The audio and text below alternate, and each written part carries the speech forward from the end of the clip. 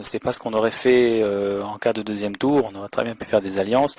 C'était pas du tout défini, mais on avait des chances peut-être de faire passer même 3-4 personnes. Donc on ne doit pas notre existence et notre place actuelle à Gilbert Meyer. Je me souviens d'une caricature des DNA qui avait été faite à l'époque, où on voyait Gilbert Meyer, qui était le maire UMP, et Roland Wagner, son principal opposant UMP, qui était en train de se faire la guerre, en train de se lancer des grenades, vraiment opposés par une tranchée, et qui disait attention les jeunes, ça va péter, ne vous approchez pas. Et puis on avait effectivement notre tête de liste Tristan qui était avec un petit panneau bougeons les lignes, et puis Frédéric Hilbert qui représentait la liste vert PS, qui était un peu plus jeune aussi, enfin qui avait quand même la quarantaine, mais bon voilà, qui était plus jeune que les autres.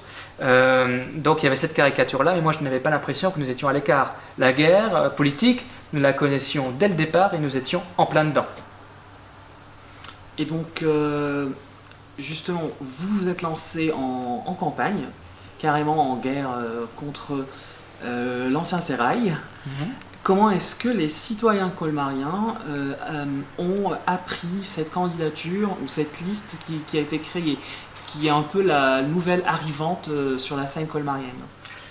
Oui, bah, effectivement, donc ça a été une vraie guerre politique, un vrai combat. D'ailleurs, si je devais résumer, je dirais que la période la plus violente que j'ai connue dans ma vie politique, enfin dans mon engagement politique, ça a été véritablement les débuts, notamment ces débuts-là. Parce qu'on n'a pas pris les jeunes avec des pincettes. Nous étions lancés dans la course politique, donc pour vraiment des acteurs du jeu local, nous étions vraiment de véritables rivaux qu'il fallait empêcher, qu'il fallait combattre, qu'il fallait écraser, qu'il fallait vraiment éliminer, si je puis dire, politiquement.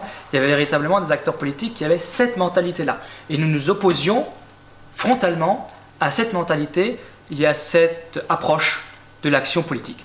En ce qui concerne l'accueil de la liste, elle a été finalement bien accueillie parce qu'elle a été accueillie comme elle devait l'être finalement globalement, c'est-à-dire que nous étions dans une démarche sympathique finalement pour servir l'intérêt général, avec une volonté de fédérer au-delà des étiquettes pour servir notre cité, notre ville, et nous voulions apporter de façon constructive des idées vraiment pour tous les citoyens de Colmar, et nous avions vocation à fédérer toutes les classes d'âge. Et c'était visible sur notre liste parce que nous avions pris quand même quelques personnes qui avaient au-delà de 40 ans, voilà, mais ce n'était pas la majorité, mais c'était quelques personnes, parce que nous voulions aussi manifester notre souhait de parler à tous les Colmariens, et véritablement de porter un projet qui soit pour la ville, avec l'idée véritablement d'être au service des citoyens, parce que de toute façon nous savions que nous n'allions pas faire un score exceptionnel.